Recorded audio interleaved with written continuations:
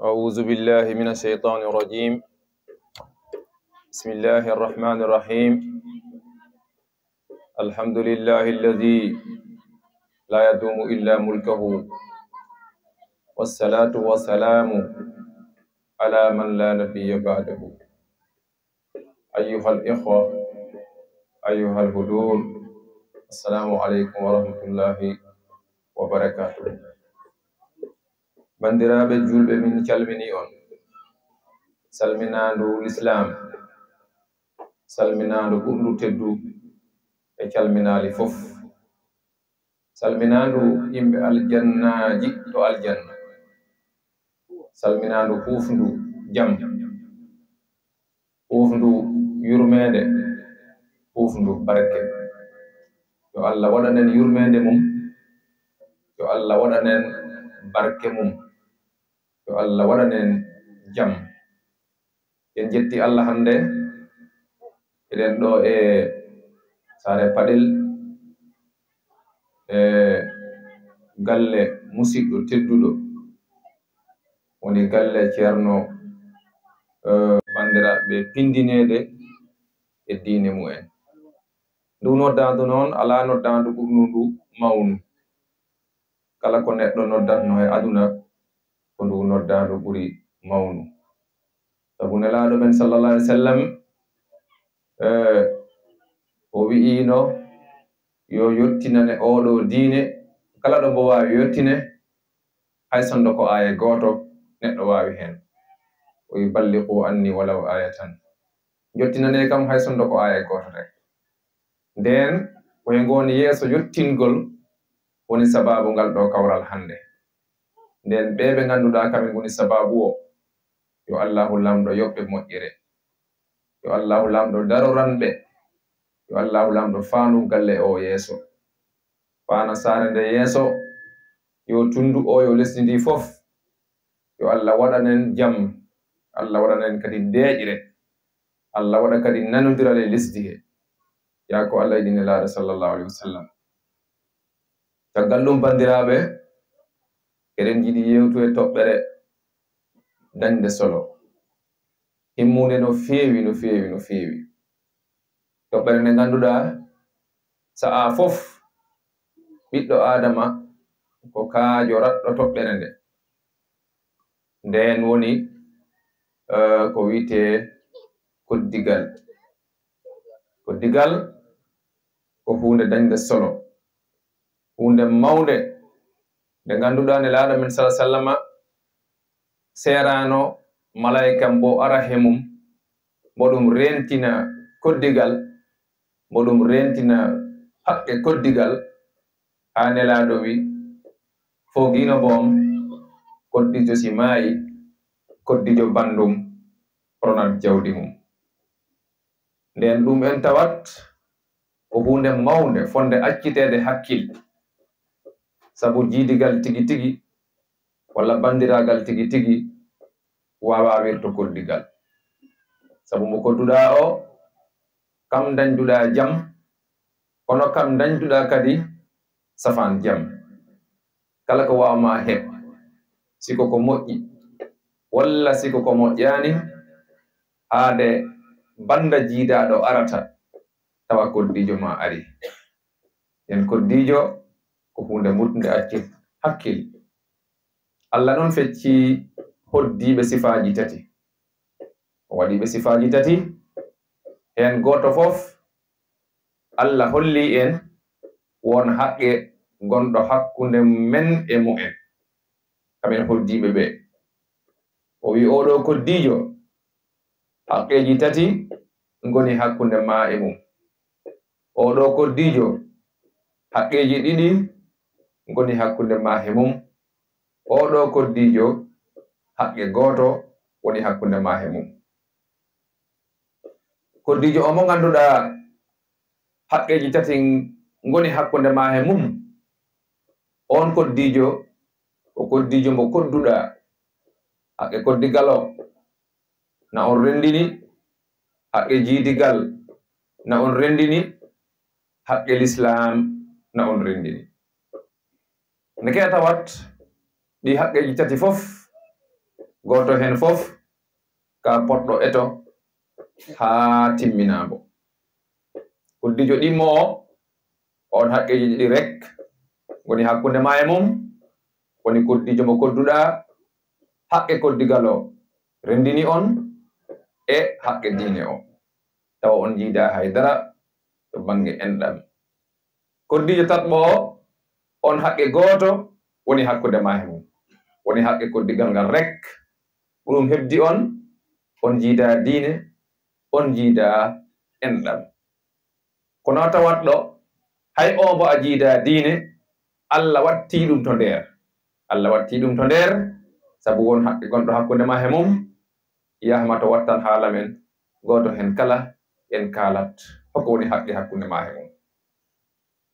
Koddijo noon ko wiyete ko aljaaru, woni koddijo ɗum firata wal mujawiru fil maskani, eyi komo kodduɗa e nokkuhe, manam gonɗo o sarama, gonɗo o heddema, on wiyete koddijo ma.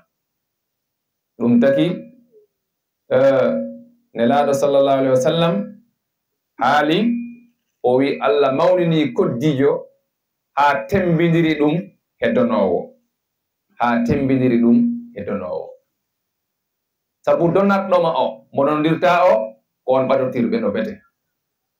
Eyi neɗɗo ronata ko baba mum, walla rona nene mum, walla rona ɓiɗɗo mum, eyi walla ɓadiɗo ɗum no feewi. Sa yi noon nelaɗo addi konngol ronangol, o sohluma hollu wonde no daraja mana koddijo koko towi ha tolnodiri e daraja mo poɗɗa o ronotir. Nden ɗum accitte hakkil, ɗum taki nelaɗo sallallahu alaihi wasallam o haali hadis o wi ma zala jibrilu yusini bil jari hatta zanantu annahu sayuwarrisuhu, hatta zanantu annahu sayuwarrisuhu. O wi ma zala serani jibril yusini mo kam wasiyo bil jari e koddijo hatta zanantu ha cikkumi walla ha jananami annahu sayuwarrisuhu, koddijo si koddijo maayi, koddijo bandum ronat ɗum. Nonne kadi alqur'anul karim wasiyima moƴƴinde hakkunde hodduɓe. Alqur'an wa Allah subhanahu wa ta'ala wasiyima moƴƴinde hakkunde hodduɓe. Jomirawo bo haala e qur'an o wi wa abudullaha ndewe Allah, ndeke a tawat ko Allah rek foti rewe, hay goto fotani rewe mo wona Allah. Eyi dewal Allah fof ngal jiiɗa ko kamgal rek nafata, kala mbo rewi ko wona Allah a naftorta. Nden deweteɗo o yo dewowo o fof tawa dewowo o lorota ko he dewal he, ko goto rek wonata on, woni Allah jomirawo subhanahu wa ta'ala. ɗum taki Allah yo abudullaha ndewe Allah, kono wala tushriku bihi shay'an, wotan badde Allah hay hunde, wotan dendinire Allah hay hunde. Sabu rendingol Allah e hunde koko mabbata dewe Allah, koko mabbata dewe Allah, koko yirbinta dewe Allah. Ndeke sa rewi Allah a woɗtindinat jomirawo subhanahu wa ta'ala, mbasa ɗum waddu e hay darra, ganda kam rek foti rewe, e kam rek jiyaɗo o foti waw rew. Non ne sa ƴeewi rendinirde Allah he ko wona Allah, sifa in wa'i ko nino, dañde keddam ma laaɓɗam ƴefta ko soɓi ko wayno ƴiƴam mbatta nder. Sa ƴefti fattere ƴiƴam a waɗi e keddam, ko ɗam laaɓi fof ɗam rufoyte, ɗam natti moƴƴu. Nonne kadi diine neɗɗo o, l'islam neɗɗo o, so rendini Allah he goɗɗum, o waɗi sirku billahi rek elle diine mum tawat o mabbiɗe, o yakkiɗe, ta diine mum taƴi. Nden wattinta he mum rek ko tuubde, o hibbito, o hesɗintina fiɓde mum. Sa ƴeewi si neɗɗo salligima, waɗat ko wi'a ko ɗume ɗum, taƴata salligi. Kala calligiɗo won ko ganduɗa so heɓi ɗum rek salligi o taƴi, la budda o fuɗɗitoyto. Kono l'islam ne won ko taƴata in, on ko taƴata in ha neɗɗo o tawa funti ñanmahi l'islam e taƴata l'islam neɗɗo noon ko shirku billah woni rendinirde Allah he goɗɗum ɗum taki Allah wi yo on ndew Allah wota ndendidine Allah haydarra o wi kala mo ganduɗa hoorema rendini Allah he goɗɗum on yo andu o yaafetake mukk te o urnotako mukk urengol aljanna yawma alqiyama yo Allah dandu en hen wa tusriku bihi shay'an. Allah wi si tawi on ndewi Allah caggal dewal Allah wa bil walidayni ihsana tegi hen ko moƴƴinde hakkunde ma he jinnaɓe ma wa bil walidayni jinnaɓe ɗiɗo ihsana mana moƴƴina hakkunde ma he jinnaɓe ma ɗiɗo caggal nde neɗɗo rewi Allah dal tegoto hen ko rewde jinnaɓe mum rewde jinnaɓe mum heko weli ko Allah ɗoftoɗaɓe ni no poɗɗaɓe ɗi ɗoftoro mbaɗa feere ha ɓe mbelema ɓe beltanoma ɓe ñaganoma Allah kala ko ɓe ñaagi Allah jomin subhanahu wa ta'ala ruttata te o jaɓanatno ɗum taki nela sa sallam haali hadis o wi ridallahi fi ridal walidayni wa suhtullahi fi suhtil walidayni ayi ridallahi welende Allah dal e ɓiɗɗo nafawi rek mana jinnaɗo welede ɓiɗɗo jinnaɗo si weltanima ɓiɗɗo rek Allah ne weltanima ɓiɗɗo kono kala nde jinnaɗo tikkani ɓiɗɗo Allah subhanahu wa ta'ala kam ne o tikkani ɓiɗɗo o ndeken kala ɓiɗɗo o foti wat feere ha jinnaɓe mum mbele ɗum beltano ɗum ngam Allah subhanahu wa ta'ala wele ɗum neɗɗo si wurde jinnaɓe mum dañi occasion mawɗo mbo natiri aljanna occasion mawɗo mbo natiri aljanna sabu jinnaɗo caggal dewal Allah kamin ɓuri won ƴeŋirgal ɓurgal ngal yaaw yottin neɗɗo jomirawo subhanahu wa ta'ala nden kala mbo wurde jinnaɓe mum ɗiɗo yo eto ɗoftoɓe ngam o heɓta barke aduna o heɓta kadi barke lakara. Allah subhanahu wa ta'ala o wi caggal nde moƴƴinɗa hakkunde ma e jinnaɓe ma ɗiɗo o yo bi zil qurba mbaɗa feere ɓe ɓadiɓe ma moƴƴina hakkunde ma e mumen eyyi ɓurɓe ɓe waɗo ɓenne mbaɗa feere moƴƴina hakkunde ma e mumen eyyi sen mbi ɓurɓe ɓado noon en tawat toon suuduma baaba ɓen ɓurma ɓaɗo suuduma yumma ɓen ɓurma ɓaɗo hanti abbo koreji goɗɗi Allah subhanahu wa ta'ala mbo rentina neɗɗo o ɓenne yo accite mumen hakkil sibo jogii ko wawi wallir o wallaɓe e kala fannu mbo wawi ɓe wallu siko jawdi mum walla gandal mum walla feere mum moƴƴere kala ko wawi dañdal heko moƴƴi si mbo in waɗa walla mbo in wa'ara yo idorɓe ɓurɓe ɗum ɓaɗo ɓen goni zawil qurba sabu ɓen ɓe jaggata kamen kala ko neɗɗo o wawi dañ ko hin ɓe jiya ɗum ɓe jaggata kamen ɗum tagata noon sa waɗaniɓe ɓe beltontoma kono sa waɗanani ɓe ɓe tikkanatuma sabu a nana toujours ɓe mbiya kamen kaari ko ɓiɗɗo amen eyyi hay sondo o dañi hunde ɓe mbiyata kamen ko hen ɓe jiya te tigi tigi ko hen ɓe jiya sabu Allah rentidiri ɓe hen nden neɗɗo ko jiyako sa ittani ɗum hen geɗal rek o yiɗatma o fonkatma e kadi o jokkat enɗam hakkunde ma hen kono si tawi a waɗani ɗum a yiyat hakkunde mon woɗɗotira no feewi ha in jibina ngañgu hakkunde ma e mu'en ha en jibina musibbaji goɗɗi ɗum ɗon noon koko rentete kono janano goɗɗo o on si tawi a totti ɗum o weltantoma o du'antoma kono noon sa tottani ɗum ne kadi o tikkantama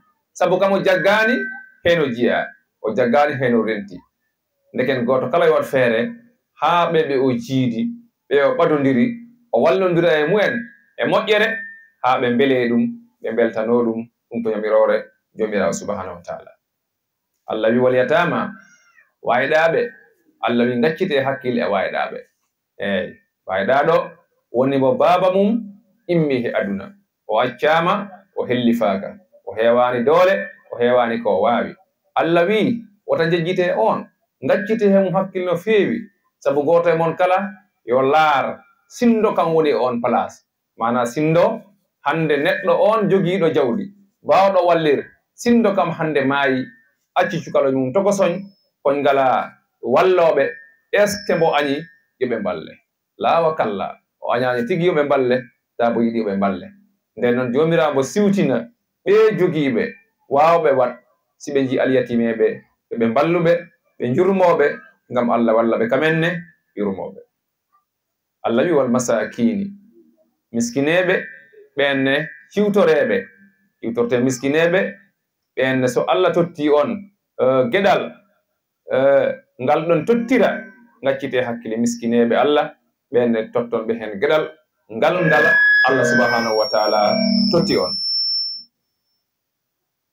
wal jari zil qurba Allah jantinama ɓe wal jaril junubi wa sahibil janbi wa ibn sabil wa ma malakat aymanukum inna allaha la yuhibbu man kana mukhtalan fakhura.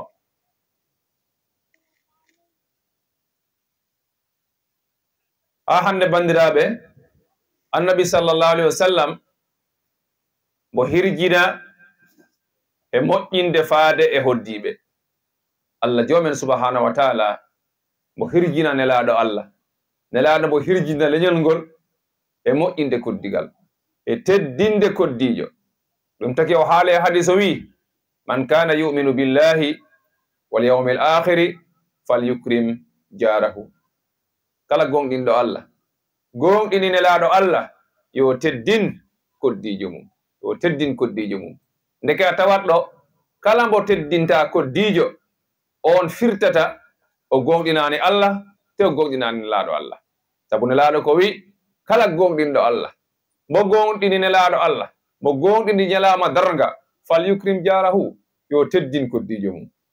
eyi nden a tawat ɗo moƴƴude he koddijo in tolninirama he imanegal neɗɗo. manam imanegal neɗɗo na peese fodde moƴƴinde mum koddigal hakkunde ɓeɓe o hoddi. tawi ko moƴƴinɗo koddigal rek firti ko joom iman, so moƴƴinani koddigal firti o ala iman. ɗum taki nelaɗo haali hadis goɗɗo wi la yuminu ahdukum hay gote mon gonɗinta tigi rigi no foti gonɗinirede hatta yuhibba li akhihi ma yuhibbu li nafsi. ha o yiɗana bandum julɗo ko yiɗani ko hoore mum. kana kay goto kala so yiɗanino bandum julɗo ko yiɗani ko hoore mum jam dañatno, fitna dañata, foɗotiral dañata, haydara dañatano. nden fof en guratno e jam gura he salam. ndeke en tawat njuɓɓudi l'islam rek takata mana aduna o deeƴa. njuɓɓudi islam rek takata yimɓeɓe gura he jam. kono kala nde yimɓeɓe mboppi bolol l'islam e kala ngol ɓe mbawi addu e fitna rek ɓe mbattinta. sabu kala ngol ɓe mbawi ɗo sos ngol wona bolol ngol l'islam sosi wattinta tan ko fitnaji e hareji hakkunde mumen. ɗum taki on jiya toujours peɗle darne ɗe innire inɗe wi'e peɗle ɗe darnira ko ha ɗe jolta nangam e nangam, kono wattande nde fof pelle ɗe mbattidan caako ɓe kaɓa ɗum wiccito mana ha joni ɓe tumotira fitnaji gona hakkunde mumen. kono kay njuɓɓuji ndiɗi islam yuɓɓini qanun omo islam lelni ñande fof si yimɓeɓe dewi hen ɓe ɓeydata tan ko yi jam, ɓe ɓeydata kadi ko dañde jam. ndeke bolol pewngol laaɗo in woni sina he islam. ɗum taki nelaɗo wi man kana yuminu billahi wal yawmil akhiri falyukrim jarahu. o wi la yuminu ahadukum hatta yuhibba li akhihi ma yuhibbu li nafsi. hay goto wawa gonɗin Allah tigi tigi sina o yiɗana hoore mum malla o yiɗana bandum julɗo ko yiɗani ko hoore mum. ɗum taki o haali hadis goɗɗo o e ɓurɗo moƴƴu e hoddiɓe ko ɓurɗo o moƴƴu e ɓesgu mum. ɓurɗo moƴƴu e hoddiɓe ko ɓurɗo moƴƴu e ɓesgu mum. nelaɗo noon wi min noon ɓuri moƴƴu e ɓesgam, ndeke ko min ɓuri moƴƴu e fofen. nden neɗɗo ko moƴƴata fof yo idor galle mum, yo idor galle mum. kala ko mbawɗa moƴƴu e lagde idor galle ma, idor ɓesgu ma, idor sohnajo ma, idon cukaloñ ma, puɗɗano lewtuɗo goɗɗum. kono say Allah okkima hunde a wondi e ɓesgu ma a nafataɓe haydara, wona sohnajo ma, wona ɓiɓɓe ma, hay haaju goto goto a humtantaɓe, an a wattinan gona gaño mu'en ngattinta gona nder galle ma tawa kamen fof ɓe ma gañi atinani. ko taki in Allah tottima kono a wawaɓe humtan haaju ay mo humtata haaju yiɗetake abada abadan laano wawi waɗ feere ha o yiɗe bo Allah totti hunde wawde humtu haaju te o fajata sohla wallahi so tini yo so tinani so andi yo so anda hay goto yiɗa ɗum kumtowo haaju he kala ɗo wawi won o andi o anda o tini o tinani wallahi yimɓe fof ɓe ɗum yiɗi sabu kala nanɗo ko moƴƴo kumtowo haajuji ma ñagano ɗum ma du'ano ɗum ma weltano ɗum tawa meeɗa ɗum yi o anda ɗum ɗum taki nana salah sallam wi o wi karay siragal ko lekki puɗkitoto aljanna cateɗe ɗe belti ga e aduna kala jagguɗo e karan siragal a accani cateɗe ko aljanna panuma o wi nayre wase tottir nayre o wi ko lekki puɗkito jaygol ki wiye nayre cateɗe ɗe belti ga ga aduna kala nanguɗo he nayre noon si accani jaygol tan kam ne rondi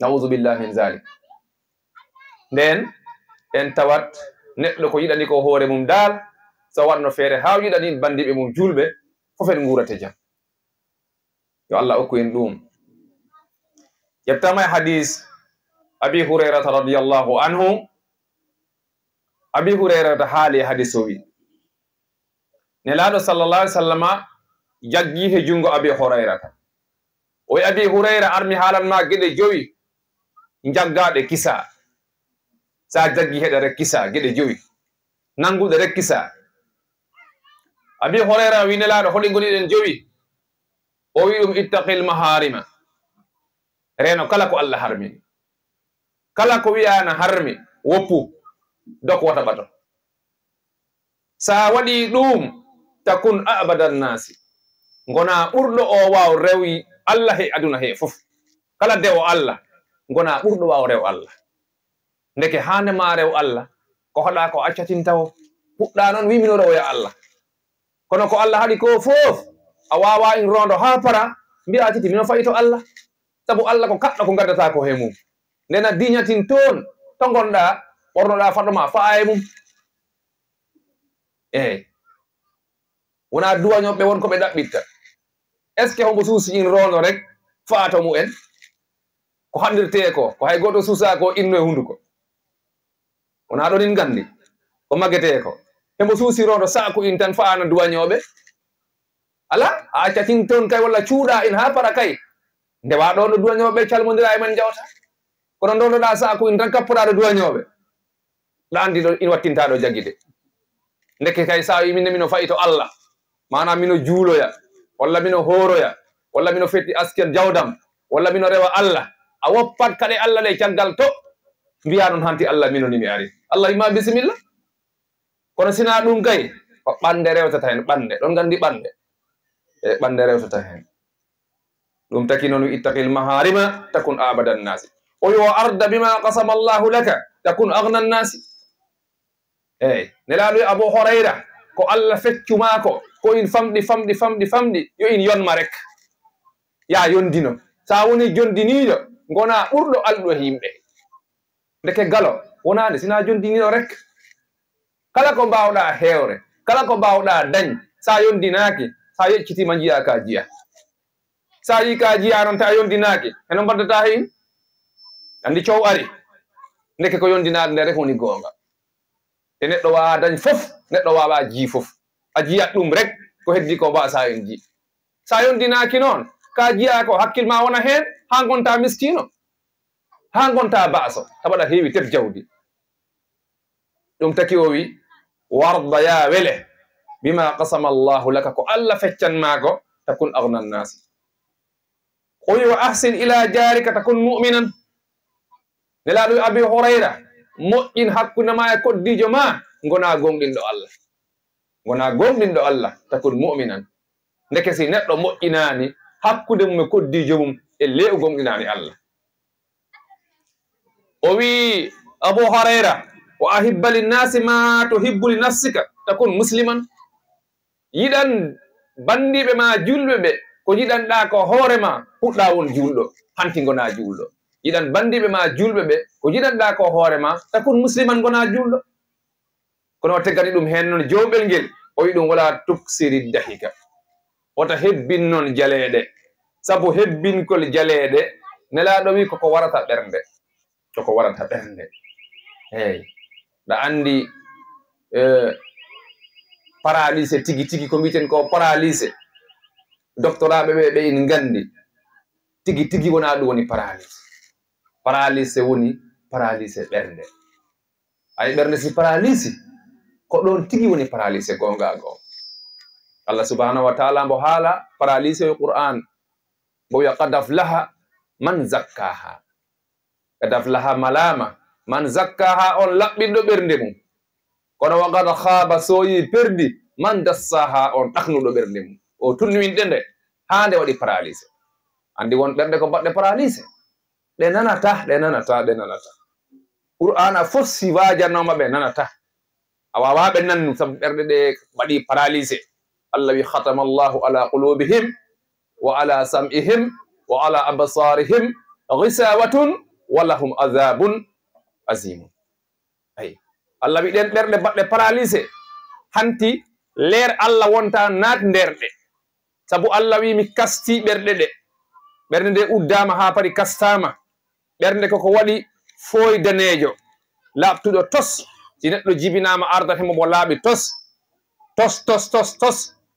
Joni noon on foy ɓale danejo gonɗo he neɗɗo simo waɗa boopi Allah bakkatuji Allah mo waɗa toɓɓe ɓaleje mo ɓesda na waɗa toɓɓe ɓaleje mo ɓesda na waɗa toɓɓe ɓaleje ha ɓooya rek ɓesde nde wattina kamde fof nde wonta couleur goto nde ɓawla ko ran wuno ko huɓa hende ha laaɓa tos. Ɗum woni khatama Allahu ala qulubihim. Ɓerɗe ɗe kastama wa ala sam'ihim nanɗe ɗe kadi kastama. Ɓe gonta nan nande jaɓde. Ɓe gonta nan nande jaɓde. Ɓe gonta yiide jaɓde. Allah wi waɗi hen omboɗe te wala hum azabun azimun. Na wodani ɓe leɓte mawɗe yawmal qiyamati jam. Yo Allah dandu en hen. Ndeke atawat ɓernde nde neɗɗo o wondi nde tigi tigi kam nde woni neɗɗo o. Sabu Nelaɗo sallallahu alaihi wasallam o wi ko sinde moƴƴi rek o moƴƴa kono sinde boni o boni. O wi inna fil jasadi ina he ɓandu mudghatan husre. Husre nde sinde moƴƴi o moƴƴa kam fof, sinde boni o bona kam fof. Nelaɗo wi ina he ɓandu husre wotere. Sinde moƴƴi neɗɗo o moƴƴa, sinde boni neɗɗo o bona. Nelaɗo wi nden woni ɓernde. Nden woni ɓernde. Sabu ɓernde woni magasin neɗɗo jogi ko miijo ngo o miijoto kono ɗowirgal ngal ɗowatngal neɗɗo o ko ɓernde nde. Ko ɓernde nde kam nde okkata neɗɗo o liiñ ha o waɗa ko moƴƴi walla o waɗa safan ko moƴƴi. Nden ko ɓernde nde rekoni geɗe ɗe. Ɗum taki Allah mbo wiya yawma la yanfa'u malun wala banuna illa man atallaha bi qalbin salim. Yawma la yanfa'u malun wala banuna illa man atallaha bi qalbin salim. Ay o nyalana nde ara nafata toon jawdi, nafata toon ɓiɓɓe, la ko nafata toon neɗɗo sina gadduɗo ɓernde lamde. Sen ɓirdi mbi ɓernde lamde noon ko ɓernde lamde e gala tuundi ndi ganduɗa hoorema ko tuundi bakkat. Kala ko Allah yiɗa, kala ko Allah añi neɗɗo reno in funta hen ha laaɓa, ko ɗum addanta neɗɗo ɓernde lamde. Eyi sabu ta ɗakadiri gondidi e ɓernde ittima hen ha laaɓi. Ɗum taki sah Allah subhanahu wa ta'ala mbo en soñña yo en moolo Allah he ndin ɗakandi ɓernde. Ndin ɗakadiri ɓernde ɗum woni min sarril waswasil khannati alladhi yuwaswisu fi suduri nnasi min aljinnati wan nas. Ɓernde ko wata ɗakadiri komak.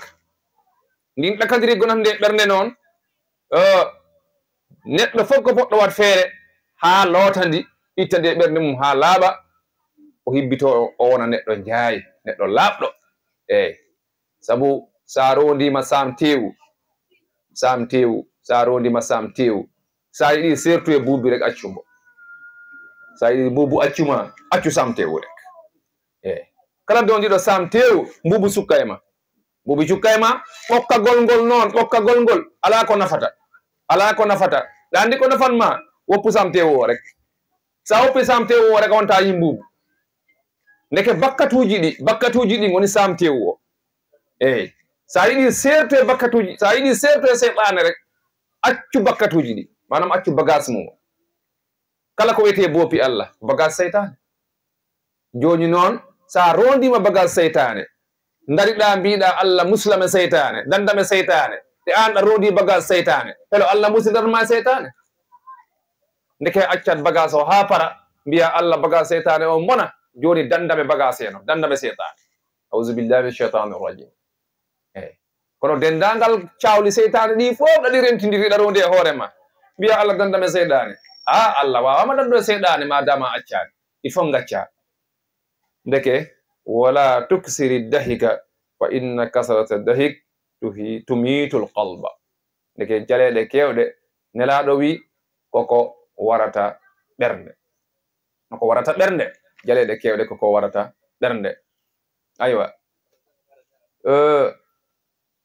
o wi fa bayyana anna al ihsana ila al jari dalilun ala sidqi al iman ndeke moƴƴinde koddigal ko in maande iman ne yankagal neɗɗo o ko in maande iman ne yankagal neɗɗo o wa alamatun min alamatihi ko in maande kadi e maande iman eyyi ɗum taki o wi wa qala ba'dul hukama o wi haali yogahe anduɓe ñeñɗuɓe ɓe mbi salasun iza kunna fi rajulin lam yushakka fi aqlihi wa fadlihi o wi geɗe tati si goni e neɗɗo waɗetake mum siki sakka ɓural on neɗɗo mana e haqqillantagal mum geɗe tati si goni e neɗɗo siki sakka ala ko joom ɓural ko joom haqqille ɗen tati goni iza hamidahu jaruhu tawi bandiɓe mum hoddiɓe jetti ɗum kala bo hoddiɓe mum jetti